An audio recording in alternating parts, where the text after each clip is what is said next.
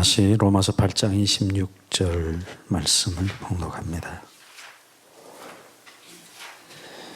이와 같이 성령도 우리 연약함을 도우시나니 우리가 마땅히 빌 바를 알지 못하나 오직 성령이 말할 수 없는 탄식으로 우리를 위하여 친히 간구하시느니라. 아멘.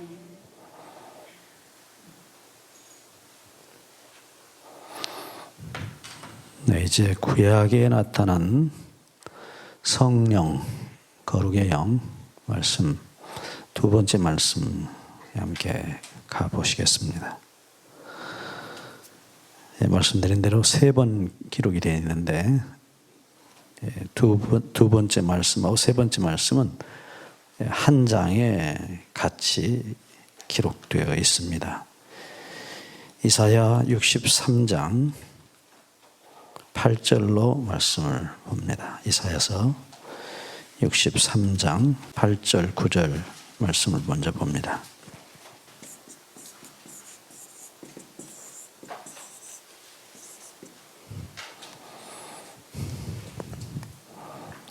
여호와께서 말씀하시되 그들은 실로 나의 백성이요 거짓을 행치 아니하는 자녀라 하시고 그들의 구원자가 되사 그들의 모든 환난에 동참하사 자기 앞에 사자로 그들을 구원하시며 그 사랑과 그 긍휼로 그들을 구속하시고 옛적 모든 날에 그들을 드시며 안으셨으나 여기 보시면 옛날 이스라엘 백성들의 역사를 다시 회상하면서 하나님께서 참 기가 막힌 말씀을 하고 계셔요. 여기 다시 한번 8절을 보시면 여호와께서 말씀하시되 그들은 실로 나의 백성이요 거짓을 행치 아니하는 자녀라 하시고. 여러분, 누구 소리인지 기억하셔야 합니다. 이스라엘 백성이 정말로 거짓을 행치 아니하는 자녀였습니까?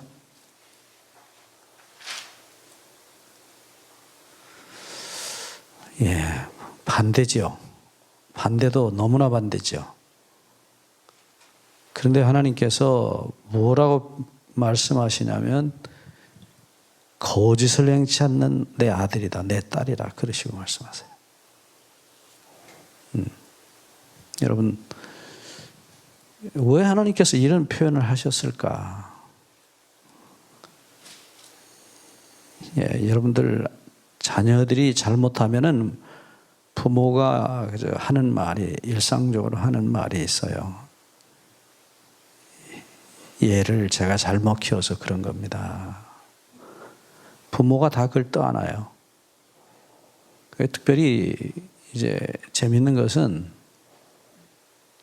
제가 옛날에 학교에 있을 때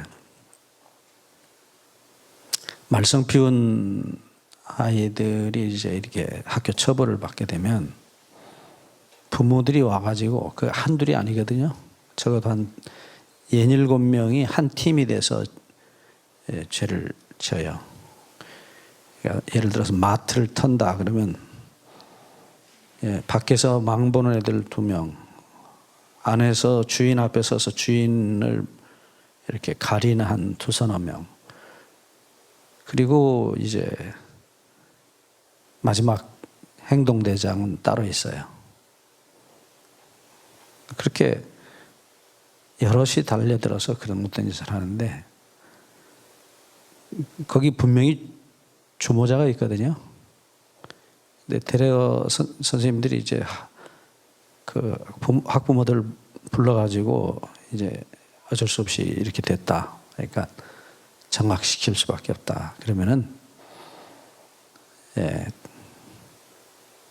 그 학부형들이 특별히 그 주모자 된 아이의 그 엄마 아빠들이 와서 늘 하는 말이 있어요. 얘는 어려서부터 너무 착한 아이였다고. 선생님들이 몰라서 그런다고. 모르기는 뭘 몰라요. 부모가 모르죠. 부모는 아이들에게 그렇게 정확하게 속거든요.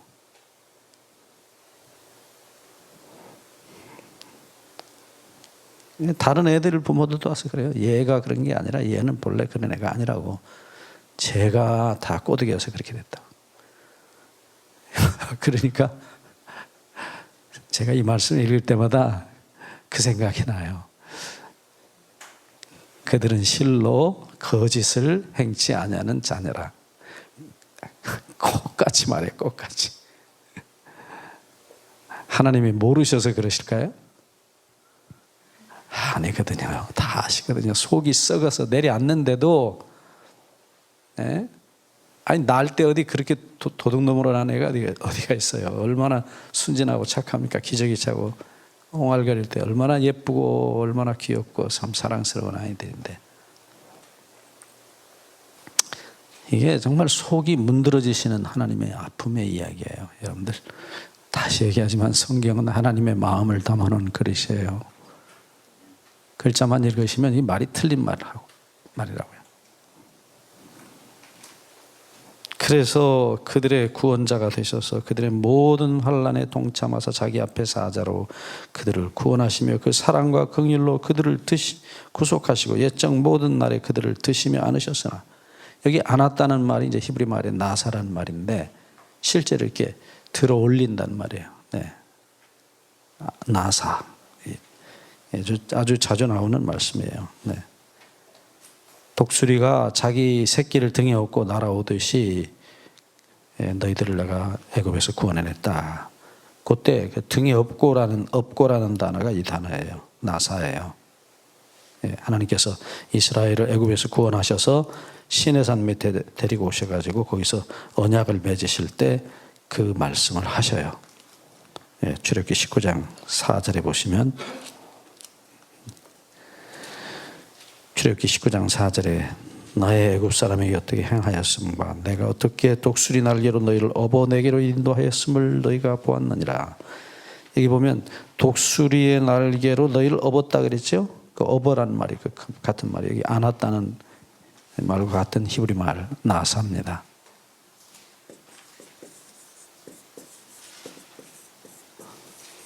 여러분들, 왜 하나님께서 독수리에다 비유하셨죠? 자기를? 네, 아시는 대로 이 독수리는 가장 높이 나는 새예요. 새 중에.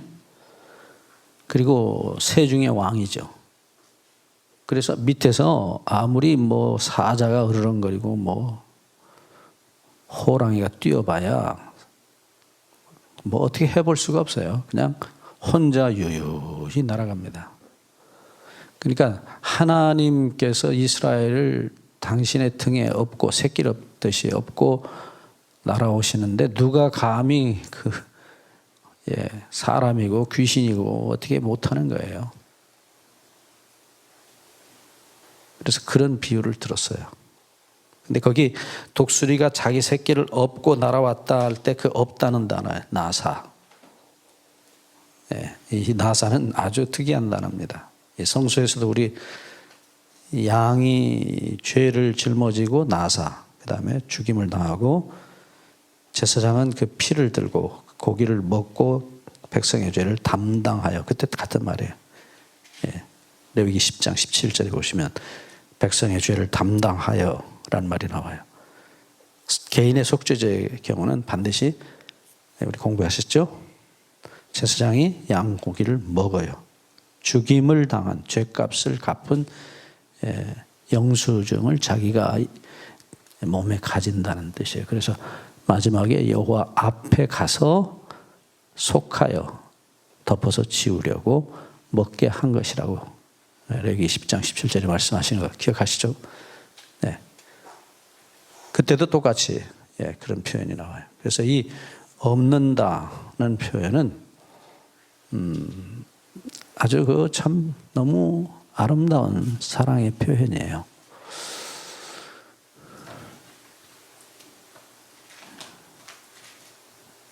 독수리가 자기 새끼를 업고 날아가는 것입니다. 아무도 대적할 수가 없어요. 네. 그렇게 사랑하셨어요. 뭐 사랑의 표현 아주 성경에 많죠. 우리가 쓰는 표현 다 있어요. 눈에 넣어도 아프지 않은 자식 그런다고. 예? 예. 어떤 대학 교수님이 앞에 나와서 뭐 신앙 간증하는데 자기 아이들 얘기하면서 그렇게 무뚝뚝하게 생긴 분이 난 그때 깜짝 놀랐어요. 자기 아이들을 둘인데 눈에 넣어도 아프지 않습니다. 그러고 눈물을 툭툭 흘리는 거예요. 야, 그래서 야, 저 사람 참 보기는 곰같이 생겼는데 어떻게 저럴까. 그래서 그래. 근데 하나님께서 우리를 눈동자처럼 사랑하신다고 말씀하시잖아요. 네? 같은 표현들이에요. 그러니까 우리가 자식들을 낳아서 사랑하는 그 사랑을 통해서 우리 하늘 아버지의 사랑을 배워가는 거예요. 그거 아니면 몰라요. 하나님은 아버지가 나를 어떻게 사랑하시는지 몰라요. 지금 이 아픈 얘기를 하시는 이유가 그 다음에 나옵니다. 보세요. 다시 이사야 63장 10절을 보시면 그렇게 사랑하셨는데 그들이 반역하여 주의 성신을 근심케 하였으므로 그가 돌이켜 그들의 대적이 되사 친히 그들을 치셨다니. 자, 여기 보시면 이 반역하여라는 말이 이제 파샤라는 히브리 동사인데 이게 등을 보인다는 말이에요. 자, 이게 이제 보시죠. 죄에 대한 지난번에 우리 공부했던 거 기억나시죠? 죄의 세 가지 종류가 있다고 말씀드렸어요. 대표적인 말 3개. 잊어버리시면 안 돼요. 가장 기본적인 단어가 뭐라고 그랬어요? 하타라는 단어. 빗나간다는 뜻이에요. 예, 하나님의 마음으로부터 빗나가는 것이. 완전히 하타.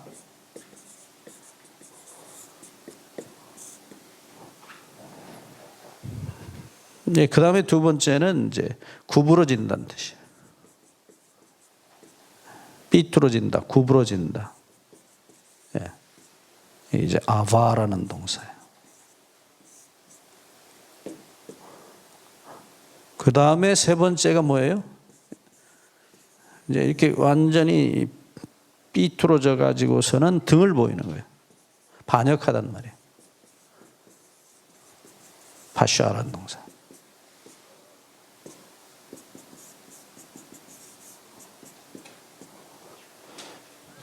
그들이 반역하여.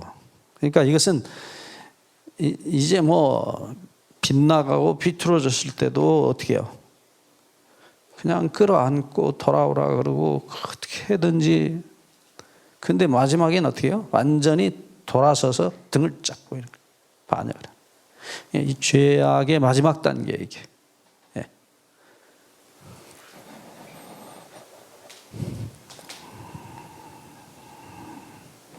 주의 성신을 근심케 하였으므로. 이게 근심케 하다는 말이 속을 긁는다는 뜻이에요. 이렇게 속이 쓰라리네. 이게 이제 표현하기가 참 어려운데요. 여러분 속이 상한다는 말보다 속을 긁어내리는 거예요. 그냥 피가 나는 거예요. 예. 근데 여기서 자, 우리 자녀들을 길러보신 분들은 이 속이 상한다, 속에서 피난다는 거 아십니다. 네. 그러니까 다시 반복하지만 죄는 사랑에 대한 배신이에요.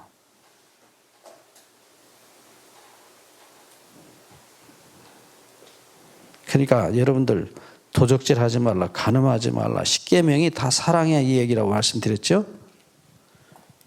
그거 어떻게 해요? 예? 비뚤어져 가지고 그다음에 아주 완전히 꼬부라져 가지고 나중에는 등을 쫙 보이면 가슴에서 피가 나요. 그게 우리 이번에 성소에서 배운 거예요. 성소가 왜 피가 나요? 성소는 예수님이라고 그랬잖아요. 하나님 자신이신데 거기서 왜 피가 나요? 자식의 반역 때문에. 피 흘리는 성소는 하나님의 가슴의 이야기예요. 가슴에서 피가 나는 거예요.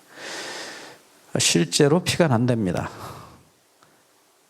그래서 의사 선생님들 말씀을 들으면 그게 이제 그 속에서 상하니까, 그게 우리 말이 참 아주 생물학적이고 생리학적인 표현들이 많아요. 속이 탄다. 속이 상한다. 그래서 모세혈관들이 터져서 그런 피들이 이제 소위 이제 한방에서는 그걸 어혈이라고 그러죠. 그런 게 생긴대요. 그래서 속이 많이 상한 사람들일수록 담이 잘 걸린다고 그러잖아요. 뭐 다른 여러 이유도 있겠지만은 그런 마음의 고통이 실제로 그런 일. 그래서 여기 근심케 하였으므로 그랬는데 요 대상이 누구냐? 하나님을 가리켜서 성령이라는 말을 쓴 거예요. 성령을 근심케 하였으므로. 자, 다시 이 성령이라는 단어 또 한번 반복합니다. 성, 거룩히 구별하여 바치신 영. 오직 자식에게만 자기를 구별하여 바치신 영. 그러니까 그는 아주 전적인 사랑의 표현이에요. 잊지 마세요. 성령이 뭐라고요? 구별하여 바치신 게 아주 최고의 사랑의 표현이에요. 거룩. 이번에 우리 첫날 배우셨잖아요. 이사야 6장 3절. 당신의 아들을 제단에 불을 태우시는 하나님을 보시고 천사들이 얼굴을 가리고 발을 가리고 거룩하다, 거룩하다. 그렇게밖에는 말할 수가 없다. 이게 더 이상의 표현이 없어요. 우리를 위하여 모든 것을 자기 아들까지 구별하여 바치셨다. 도무지 아들이 자기 아버지 손에, 아버지가 자기 아들 손에 우리 죄를 안고 불이 태워져서 영원히 죄가 되는 그 광경을 천사들은 볼 수 없어서 얼굴을 가리는데 우리는 뻔뻔하게 쳐다보고 있잖아요. 그러니까 이 거룩의 영, 성령을 상하게 하였으므로 그런 표현이에요. 기가 막힌 사랑의 아픔을 여기 이 성령의 근심이라는 말로 표현한 거예요.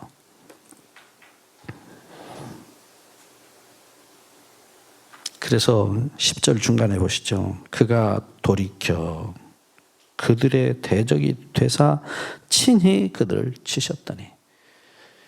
여러분, 아빠가 속이 상하면 어디 경찰 아저씨한테 넘깁니까? 데려다가 누가 때려요? 아들을. 아버지가요. 그게 무엇이에요? 우리 뭐 다 자식들 길러보셨으니까. 사랑의 아픔이에요. 네. 그러니까 매를 맞는 아들보다도 아버지의 아픔이 너무 아파. 네가 내 아픔을 아냐 하고 때리는 거예요. 그리고 그놈은 울다가 자지만 아버지는 하루가 아니라 몇 달 동안 평생 그 아픔이 가슴에 남아요.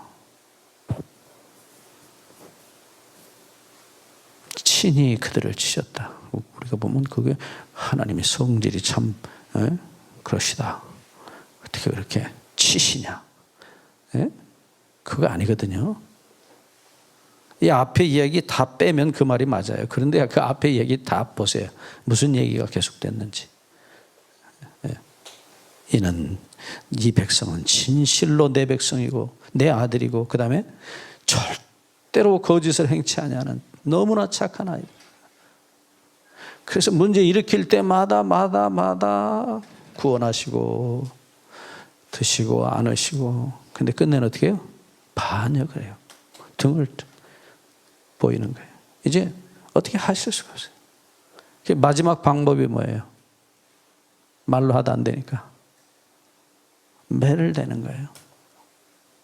그때 하나님이 성령, 거룩의 영으로 나타나고 있는 거예요. 이게 지극한 사랑의 표현이에요.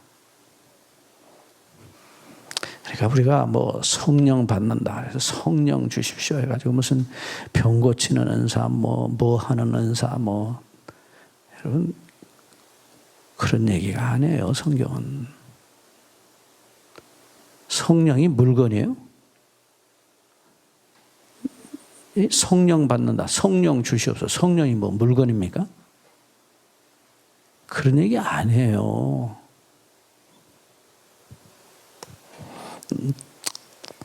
나중에 시간이 우리가 얼마나 있을지 모르겠습니다만 신약의 성령님 우리가 한번 보고 예수님과 성령님의 관계 우리가 한번 좀 살펴볼 수 있는 시간이 있기를 바랍니다만, 어쨌든 성령은 하나님 자신이세요. 물건이 아니에요. 성령을 주신다. 그 말은 하나님이 세상을 이처럼 사랑하사 독생자를 주셨다. 예수님도 주셨다 그랬어요. 성령님도 주신다 그랬어요. 그 왜 그런 표현이 나오느냐? 나중에 우리 다시 봅니다. 물건인 줄 알아요, 사람들이. 그래서 성령은 능력이다. 병 고치는 능력이다. 무슨 기적을 행하는 능력이다. 아니요. 나중에 고린도전서 12장에 가서 보시면 성령이 나누어 주시는 선물이에요. 그거는 병 고침의 은사, 방언의 은사, 통역의 은사, 다스리는 은사, 돕는 은사. 선물이, 그 은사란 말은 은혜의 선물이라고 하지만 실제 본래 말은 그냥 선물이에요. 엄마가 가져오는 선물이 빵도 되고 과자도 되고 사과도 되고 배도 되고, 네? 무엇을 따라서요? 자식들의 필요를 따라서. 똑같아요. 고린도전서 12장에 다 필요를 따라서 이 사람에겐 병 고치는 은사, 그거 왜 주셔요? 교회를 완전케 하며, 봉사의 일을 하게 하며. 다 있어요. 목적이, 은사를 주시는 목적이. 전도하게 하기 위해서, 그리스도를 나누기 위해서 필요해요. 그게. 저 아프리카 선교사들 가서 보세요. 전적으로 하나님을 의지하고 그냥 기도하면, 안수하면 그냥 닿는 거예요. 약이 있습니까? 뭐 수술을 합니까? 그냥 그야말로 기적의 연속이에요.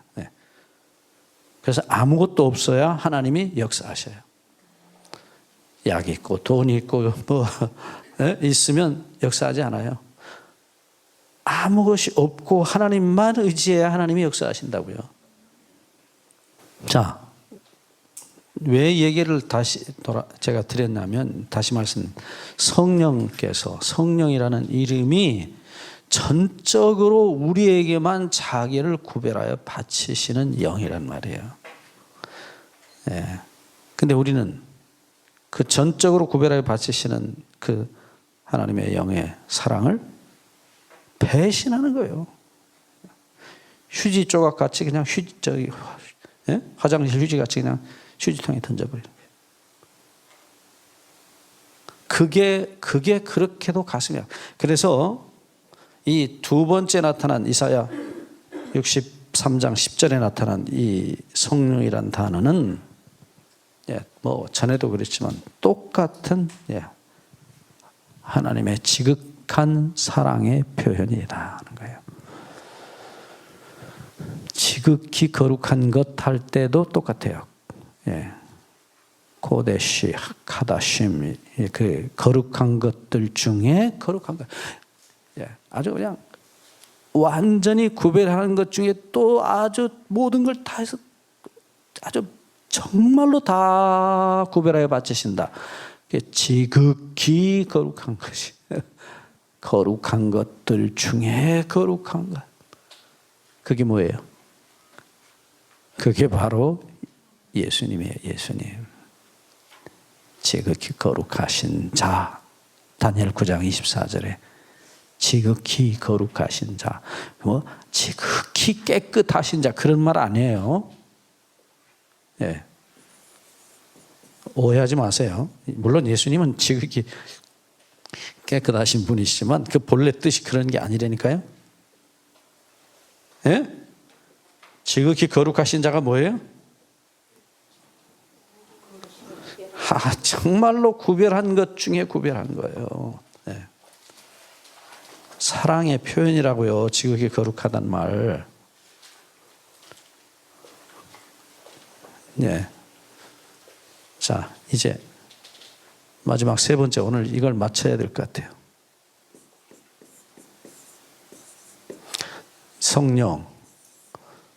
이 구약의 세 번째 나오는 말씀이 똑같은 이사야 63장 11절 가운데 나타납니다. 백성이 옛적 모세의 날을 추억하여 가로되 백성과 양 무리의 목자를 바다에서 올라오게 하신 자가 이제 어디 계시뇨?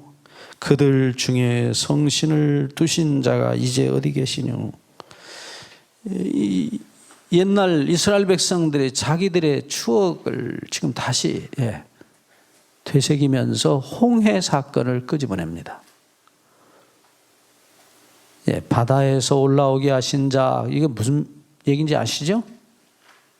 이스라엘 백성을 홍해에서 끌어올리시는 하나님. 자, 이 홍해 사건은 이스라엘 백성의 역사 중에 아주 중요한 사건이에요.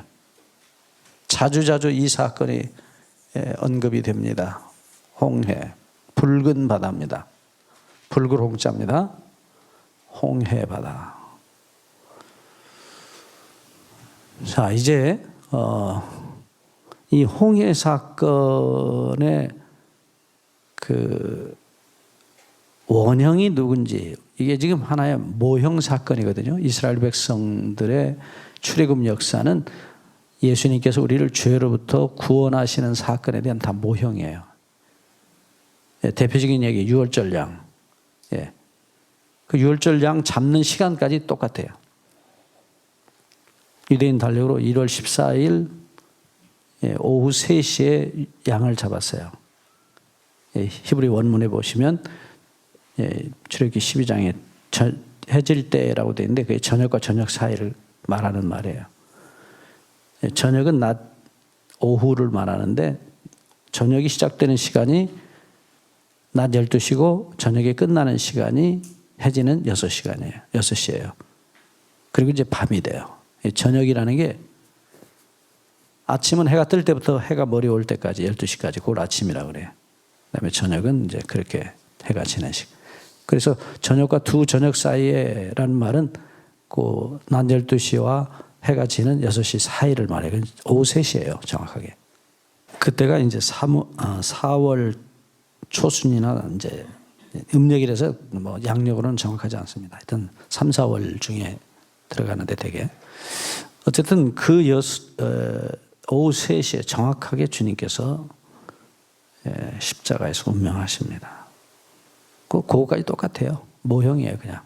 근데 어쨌든 이 홍해 사건도 뭐예요? 모형이에요. 고린도전서 10장 1절 2절에서 사도 바울이 그것이 세례라는 중요한 모형이었다 그래요.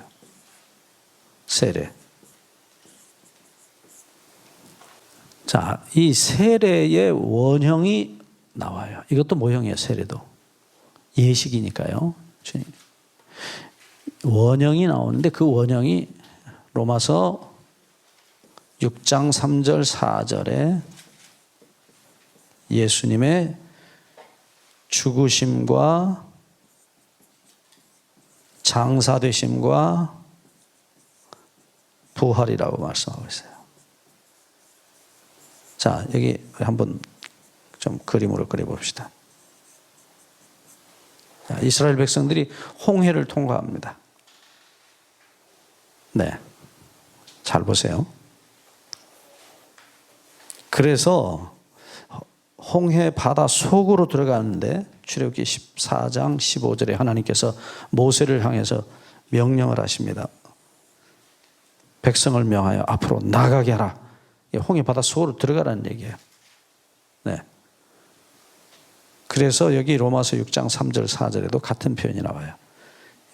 세례라는 단어의 세례받다, 세례하다 하는 단어의 원어가 밥티조라는, 이게 밥티조라는 단어는 본래 말이 침몰한다, 배가 침몰한다, 옷을 이렇게 염색하다 그런 뜻이에요.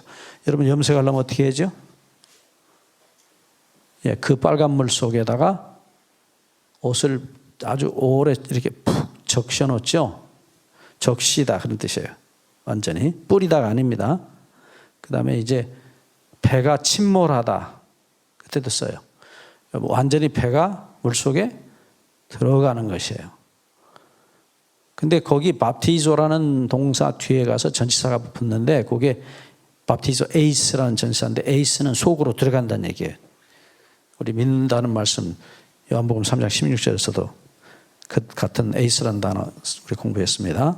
속으로 들어가는 거예요. 속으로 들어가. 그러니까 물 속으로 들어가는 것입니다. 세례는 원래. 예. 그래서 침례교회 같은 데서는 그걸 침례, 담글 침자로 번역을 해요. 그게 본래 말이에요, 사실은. 침례가 본래 기독교 예식이었어요. 근데 그게 이제 로마 제국 시대 이후에 로마 캐토릭이 이제 이게 너무 번거로우니까 그냥 처음에는 물을 위에서 그냥 그 바켓으로 부어가지고 몸을 다 위에서 머리서부터 발끝까지 적셔지면 물에 들어간 것으로 그렇게 간주해 주다가 그것도 복잡하니까 물을 뿌리는 그런 예식으로 사실은 바뀌어서 세례가 됐지만 본래는 침례가 맞아요. 침례교회에 가시면 뭐 이 침례에 관한 역사나 논문들이 꽤 많이 있습니다. 어쨌든 자, 그 의미가 중요한 것이에요. 예식보다도. 그러니까 이스라엘 백성들에게 하나님께서 들어가라. 출애굽기 14장 15절에 모세에게 명하시기를 백성을 명하여 들어가라고 말씀하셔요. 물속으로 들어가는 것입니다. 에이스예요. 밥티조 에이스. 침몰하는데 에이스. 속으로, 물속으로 들어가서 침례를 받는 거예요. 자, 이제 다시 한번 보죠. 이스라엘 백성이 이 홍해를 건너갑니다. 하나님께서 홍해를 가르셔요.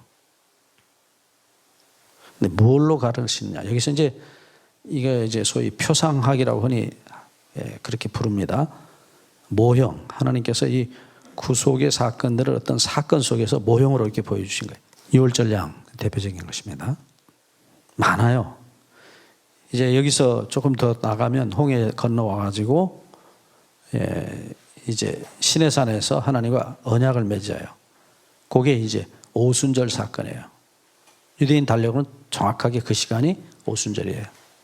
애굽에서 나온 날부터 시작해서 50일째 되는 날이에요. 그 언약 사건이 벌어져요.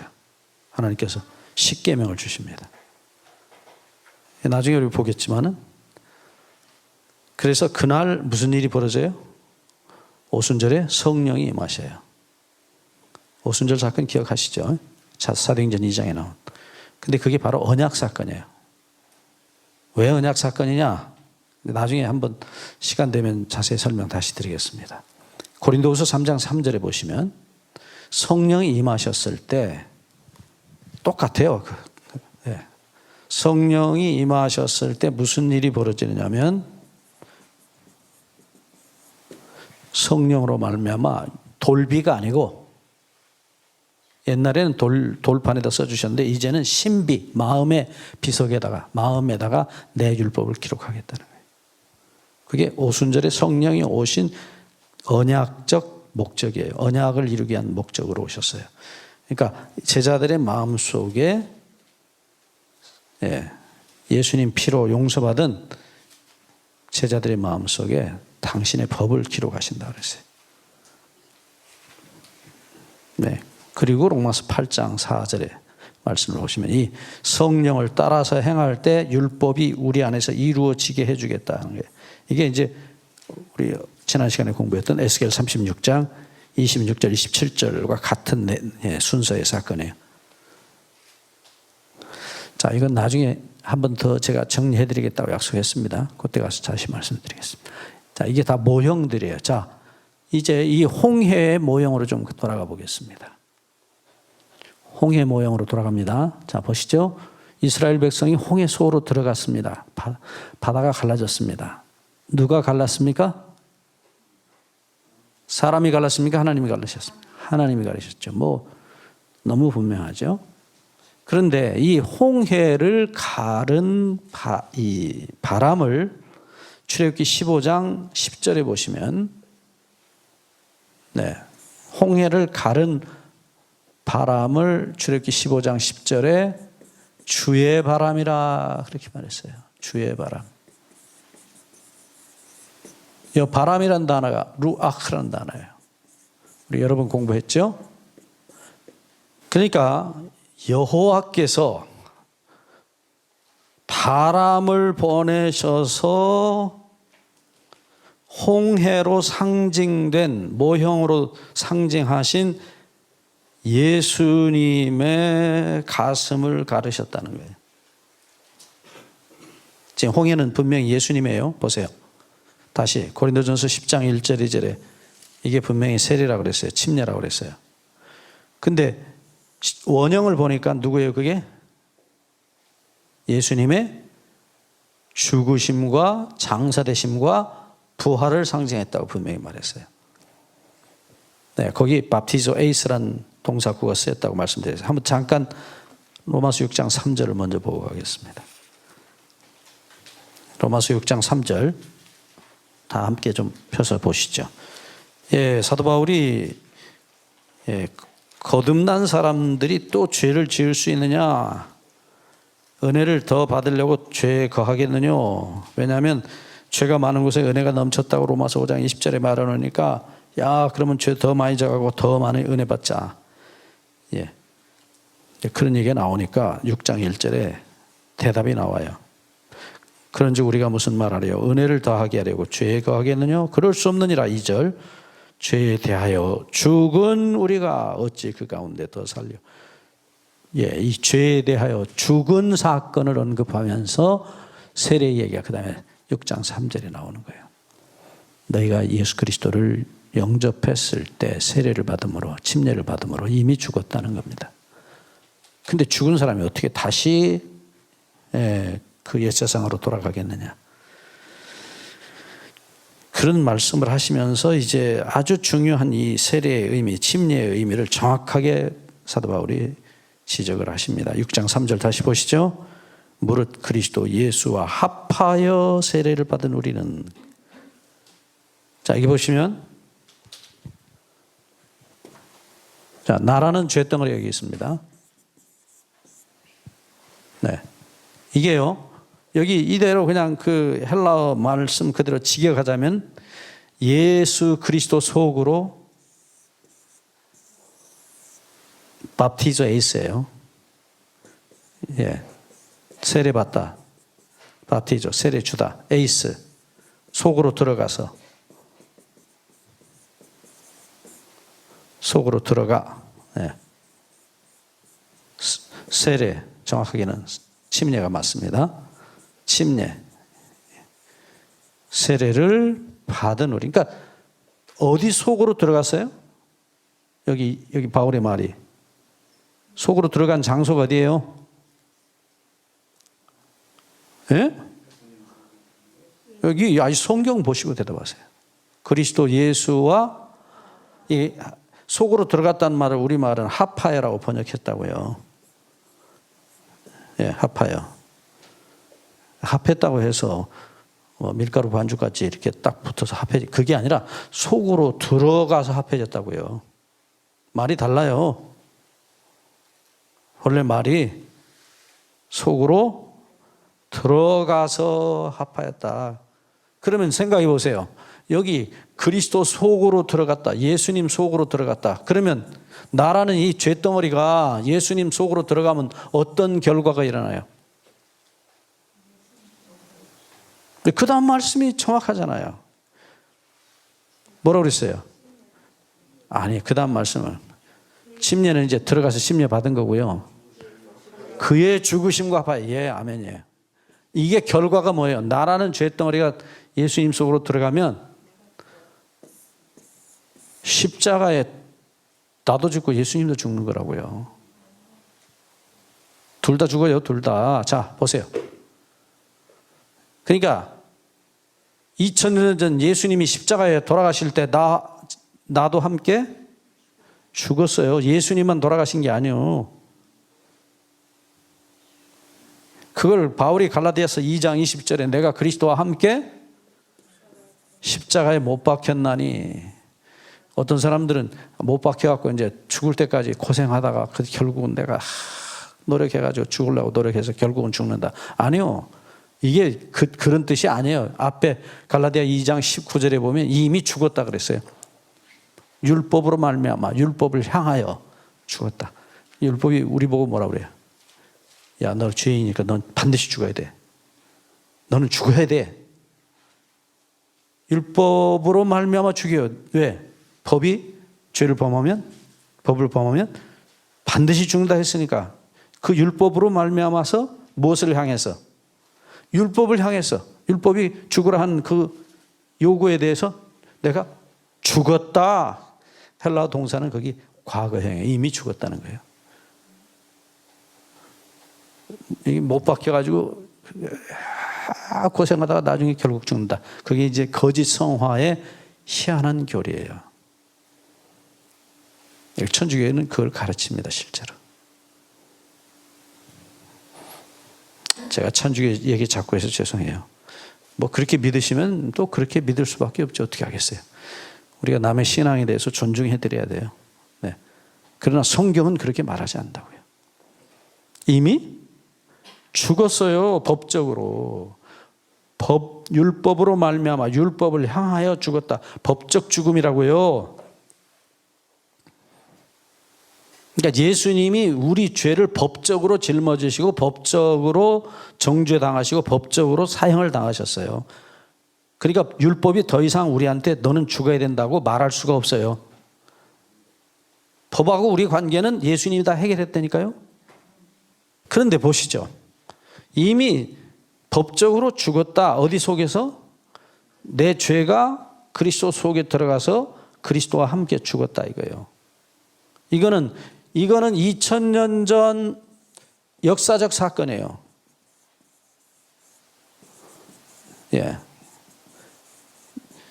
지금 사건 아니에요. 옛날에 이미 죽었다는 거예요. 그래서 히브리서 10장 18절에 죄를 위한 속죄의 제사는 더 이상 드릴 필요가 없다. 이미 끝났다는 거예요. 히브리 9장 12절 뭐라고요? 영원한 속죄를 이미 이루셨다는 거예요. 그러니까 율법이 우리 보고 너 죽어야 된다 그 소리 할 필요도 없고 이유도 없어요. 끝났어요. 자, 그런데 이제 이게 중요한 거예요. 이미 이루어 놓으신 속죄.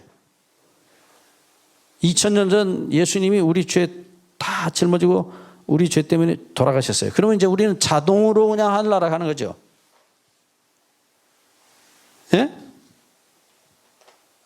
자, 이게 말이 어려워요. 자, 다시. 예수님이 십자가 위에서 2000년 전에 우리 모든 죄, 나서부터 죽을 때까지 진 모든 죄 이미 다 지고 죄값 다 치르시고 돌아가셨어요. 끝내셨어요. 예? 그러면 이제 우리는 뭐만 남았어요? 하늘나라? 그냥 들어가면 되는 거예요, 이제는. 모든 게 다 끝났으니까. 자, 다시. 그래서 이제 그 다음 얘기가 중요한 거예요. 요한복음 3장 16절. 하나님이 세상을 이처럼 사랑하사 독생자를 주셨으니 하고 끝났어요. 십자가에서. 그게 전부예요? 그게 끝이에요? 아니요.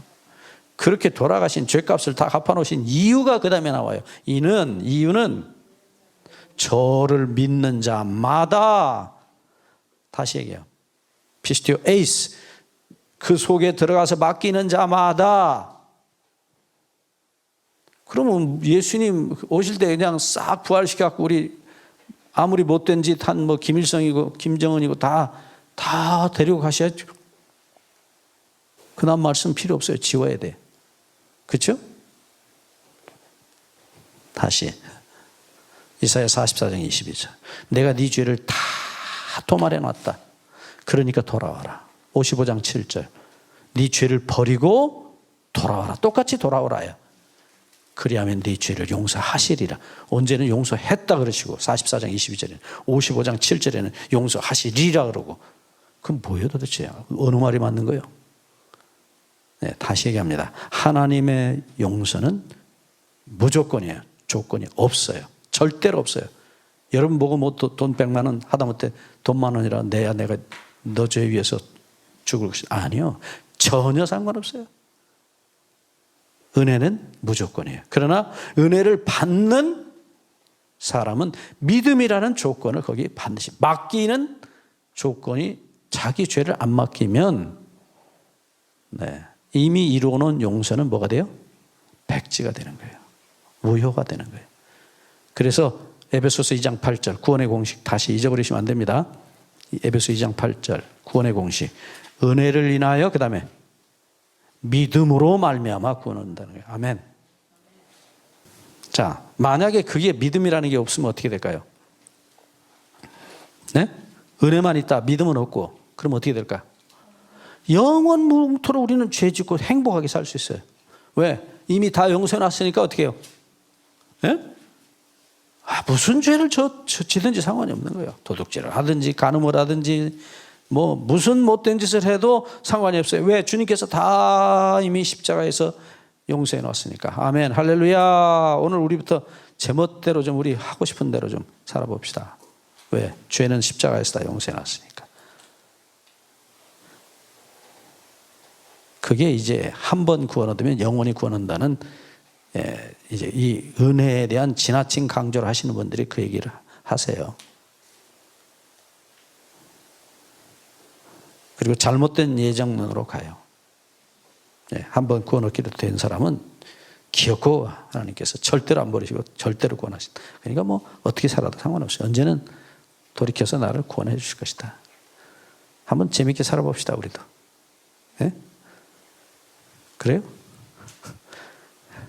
자, 다시 제가 지금 너무 엉뚱한 소리 하는데 예수님이 가늠하다 현장에 잡힌 여자 끌고 왔을 때 예수님 뭐라고 그러셨어요? 나도 너를 정죄하지 아니하노니. 그 다음에 가서 또 죄짓고 또 와라. 또 용서해 줄게 그랬어요? 요한복음 8장 11절에 가서 다시는 죄짓고 또 와라. 또 용서해 줄게. 내 용서는 영원하고 무한한 것이니까 괜찮아. 실컷 죄져라. 언제든지 와라. 다 용서해 줄게. 그래요? 용서의 목적이 뭐예요? 죄를 그치는 거예요. 나도 너를 정죄하지 아니하노니. 그 다음에 가서 다시는 죄를 범. 그 죄가 너를 너무 아프게 했지 않니? 그리고 내 가슴은 더 아프다. 너 더 이상 고생하면 안 돼.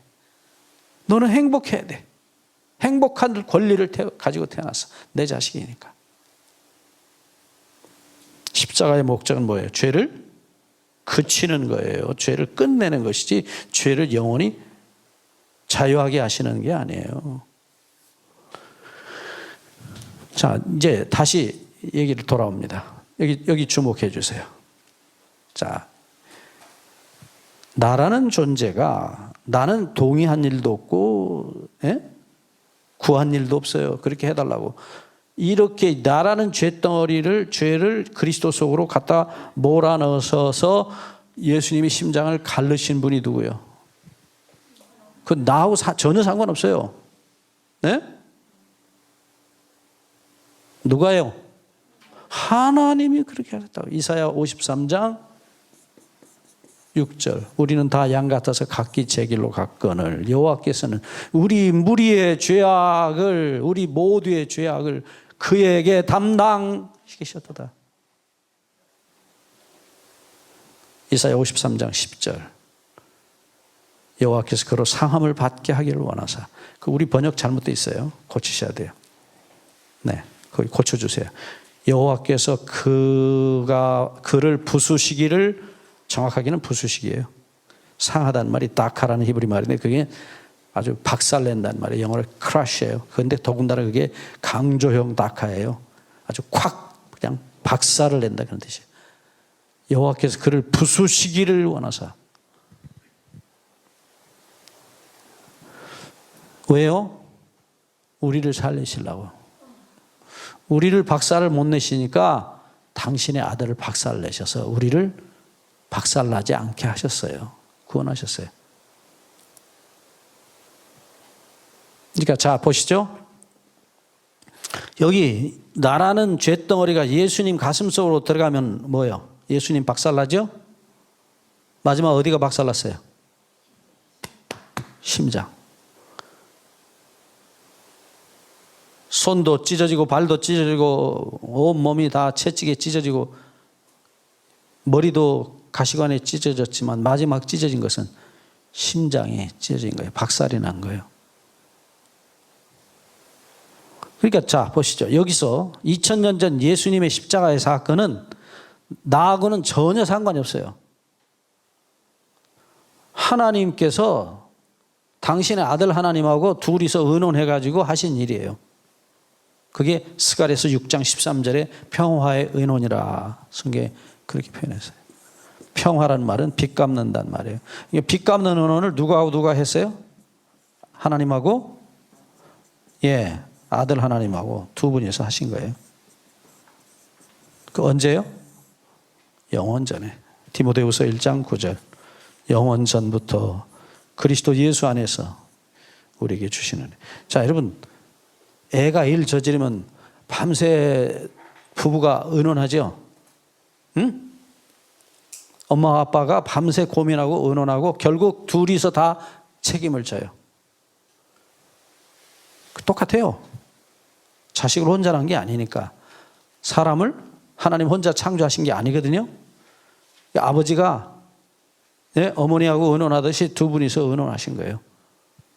그래서 한 분은 자식 죄를 짊어지고 죽고 한 분은 그 자식 죄를 물어서 그 아들을 죽이시는 역할을 해요. 그러면 어느 역할이 더 쉽고 어느 역할이 더 어렵겠어요? 죽는 게 쉽겠어요? 죽이는 게 쉽겠어요? 죽는 게 낫죠. 근데 우리는 하나님이 세상을 이처럼 사랑하사가 아니라 예수님이 세상을 이처럼 사랑하사 그렇게 읽어요. 하나님은 무서운 분이에요. 저는 어려서부터 그렇게 배웠어요. 주일학교 다닐 때부터 하나님은 무시무시한 분이고 그 다음에 예수님은 너무 좋은 분. 나 우리를 위해 돌아가셨어요. 그러니까 예수님은 참 가까이 가고 싶은데 하나님 그러면 심판하신 하나님 무서워가지고 벌벌했거든요. 아니거든요. 아브라함 역할이 쉽겠어요? 아브라함에 의해서 죽는 이삭의 역할이 쉽겠어요? 저 같으면 이삭 하지 아브라함 못해요. 예수님이 오죽 힘드셨으면 이 잔을 내게서 옮겨달라 했겠어요. 근데 그 기도를 들으신 우리 아버지가 대답을 못하셨어요. 평생 대답하신 분이거든요. 예수님 말씀이 그가 항상 내 말을 들으셨다. 한 번도 거절하지 않으셨어요. 근데 그 말씀을 도저히 대답을 할 수가 없는 거예요.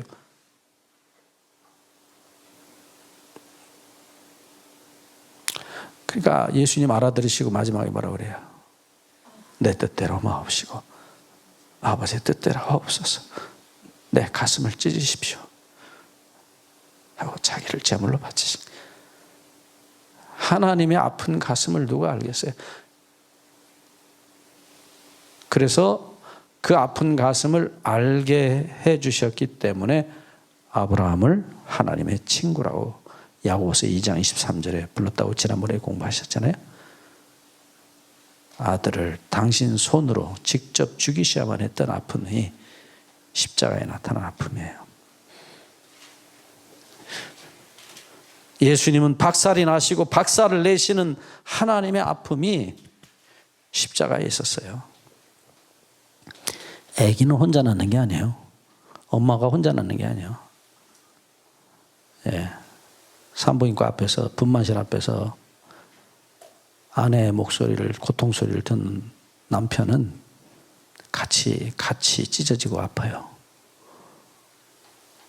자식은 혼자 낳는 게 아니에요.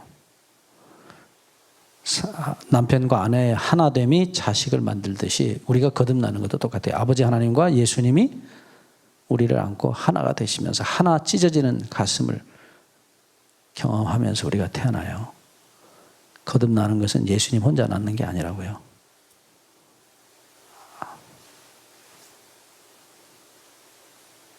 바울이 여기 말하고 있는 게 그거예요. 우리가 그리스도 속으로 들어가서 침례를 받았다. 그러니까 물 속에 들어가면 뭐가요? 물이 갈라져요. 물이 얼음이 아니에요. 물은 물이에요. 얼음이 아니라고요. 들어가면 갈라진다고. 그러니까 나라는 죄덩어리가 예수님 가슴에 들어가면 어떻게 해요? 갈라져요. 갖다 집어넣은 양반이 누구요? 아버지요. 아버지가 아들 가슴에다 우리를 갖다 집어넣으셨어요. 분명히 그렇잖아요. 그 다음에 이사야 53장 10절에 그 아들을 박살내시기를 기뻐하사. 왜요? 자식의 죄를 해결하려면 그 길밖에 없었어요. 그게 너무 아픈 얘기예요. 십자가는 너무 아픈 얘기예요.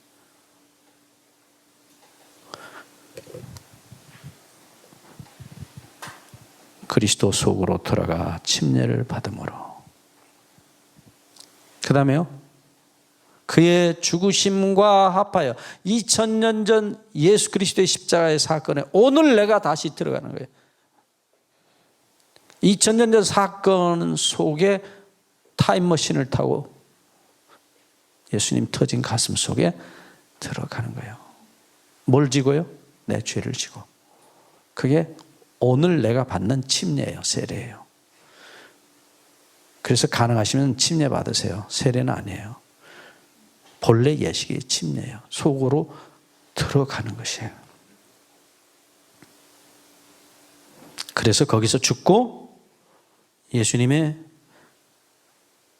터진 가슴 속에서 물속에서 장사되고 그다음에 예수님 부활하신 것처럼 죄 없는 새 영과 새 마음으로 부활하는 것입니다. 자, 다시 한번 출애굽기 15장 10절을 보시면 주의 바람을 일으키사. 그러니까 홍해를 가른 바람은 주의 바람이에요. 주의 바람. 루아흐 바람. 성령입니다. 이게 표상학적으로는 성령이에요. 그러니까 하나님께서 아들 되신 예수님을 가르시니까 그 바다 색깔이 뭘로 변했어요? 아니, 심장이 터지면 흰물이 나와요? 빨간물이 나와요? 그래서 붉은 바다요. Red Sea. 홍해, 붉은 홍자. 왜 홍해 바다라고 했는지. 원래 이름이 홍해가 아니에요. 구약에는 홍해란 말 아예 없어요. 우리말로 홍해 했지만 실제 없어요. 신약에 딱 2번 나오는데 스데반이 처음 썼어요. 사도행전 7장에서. 그러니까 예수님이 오셔서 돌아가시고 난 다음에 그 바다 이름이 홍해로 바뀌어요. 공식적인 기록이 그래요. 성경 기록에. 유대인들이 그전에 이제 그런 말을 썼다고는 합니다만 공식적인 성경 기록에는 구약에는 없어요. 신약에 스데반이 예수께서 돌아가신 뒤에 처음으로 써요. 자, 근데 보시죠. 이 홍해가 분명히 누구예요? 예수님이에요. 맞죠? 하나님께서 자기 아들을 가르셨어요. 홍해를 가르셨어요. 누가 통과하기 위해서, 누가 살아남게 하기 위해서, 이스라엘을 살리기 위해서. 근데 자 보시죠. 히브리 9장 14절에 영원하신 성령으로 말미암아. 예? 무엇으로? 영원하신 성령으로 말미암아 자기를 하나님께 드리신 그리스도의 피가, 붉은 피가, 보혈이 어찌 너희 죽은 양심으로 너희 깨끗하게 하고 살아계신 하나님을 섬기게 못하겠느냐. 자, 이제 이 표상학적으로 분명해집니다. 이 바람이 누구예요? 성령이에요. 성령으로 말미암아 그리스도 예수의 가슴을 가르셨던 하나님, 그를 피바다로 만드셨던 그 속을 누가 통과해요? 응? 내가 통과해. 내가. 거기다 뭘 묻어요? 내 죄를 묻어요. 실제로 이 바다에 묻힌 사람들이 누구예요? 애굽의 바로와 애굽의 모든 군대예요. 이건 죄에 대한 중요한 상징이죠. 거기 다 묻혔어요. 그리고 이스라엘은요, 영원히 자유인이 된 거예요. 더 이상 애굽 군대가 쫓아오지를 못해요. 거기 다 홍해바다 속에 다 장사됐기 때문에 영원한 해방을 이루셨어요. 히브리 9장 12절. 영원한 속죄, 해방을 이루셨다는 거예요. 그러니까 이 홍해 사건은 영락없이 우리를 죄로부터 구원하시는 구원의 사건을 나타내고 있어요. 그래서 가능하면 세례 받지 마시고, 세례 받으신 분들도 침례 제대로 받으시면 좋아요. 침례가 본래 의미예요. 자, 이제 여기서 성령께서 하신 일이 무엇인지 분명하죠? 바람이 뭔 일을 했어요? 바다를 갈랐다고요. 홍해 바다를. 그러니까 실제로 예수님의 심장을 가르신 분이 누구라는 게 짐작이 돼요? 성령님이에요. 하나님께서 성령님을 보내셔서 우리의 죄를 묻고 돌아가시게 하시고, 장사되게 하시게, 실제 역할을 성령을 시켜서 하신 거예요. 이게 소위 삼위일체, 구속에 있어서 삼위일체 경험이에요. 세 분이 하나가 되셨어요. 히브리 9장 14절에 이 구속의 삼위일체에 대한 말씀이 분명하게 있어요. 영원하신 성령으로 말미암아 자기를 하나님께 드리신 그리스도의 피가, 성령께서 예수님을 십자가까지 인도하시고 끝내는 주님의 가슴을 가르시고 우리의 죄를 묻으시는 실제적 역할을 성령이 하셨다고 모형이 말해주고 있는 거예요. 여러분, 십자가는 우리를 위하여 모든 것을 구별하여 바치셨던 거룩하신 하나님의 거룩한 행동이에요. 그래서 예수 그리스도의 가슴을 가르고 지나갔던 영의 이름이 성령이에요. 거룩의 영이에요. 이사야 63장 11절 아까 보셨던 말씀. 성령을 그들 속에 두시니가 이제 어디 계시뇨. 그러니까 이스라엘 백성들이, 모세가 홍해 바다를 지나갈 때 이 동풍이라고 되어 있어요.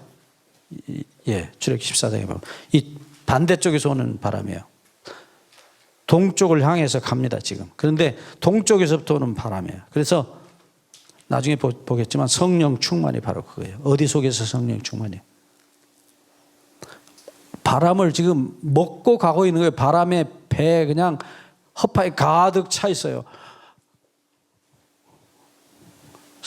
바람, 성령 충만은 어디 있어요? 예수님의 갈라진 가슴 속에 있는 거예요. 그리스도의 가슴, 갈라진 가슴을 통과하지 않는 이상 성령의 충만은 없어요. 이 표상학적인 의미로 보면 그래요. 성령 충만. 네.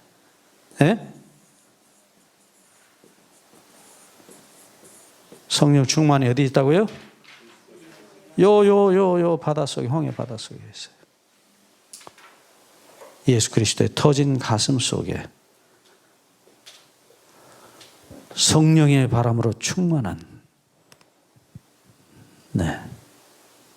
여러분, 성령 충만 받으시려면 어디로 가셔야 되겠어요? 이제 결론입니다. 예수님의 터진 가슴 속으로 가시면 돼요. 성령 충만. 네, 하나님의 사랑의 충만. 그리스도의 사랑의 충만. 갈라진 우리 주님의 가슴 속에 우리는 성령의 충만함을 얻을 수 있어요. 가십시다 우리 다. 우리 주님의 터진 가슴 속에. 기도하겠습니다. 하나님 우리 아버지, 내가 곧 길이요 진리요 생명이라 하셨던 주님, 나로 말미암지 않고는 아버지께로 올 자가 없다 하셨던 주님, 우리 하늘 아버지께로 가는 길에 저희를 홍해로 인도하시고 성령의 바람으로 가르신 당신의 갈라진 가슴 속, 피의 가슴 속 저희 데리고 가주시고 그 속에 우리의 모든 애굽의 죄악들을 영원히 묻으시고 당신의 피로 영원한 속죄와 해방을, 영원한 자유를 누리며 우리 아버지 집 하늘 가나안을 향해 우리 모두 잘 가도록 인도해 주시옵소서. 우리 주 예수 그리스도의 이름으로 비옵나이다.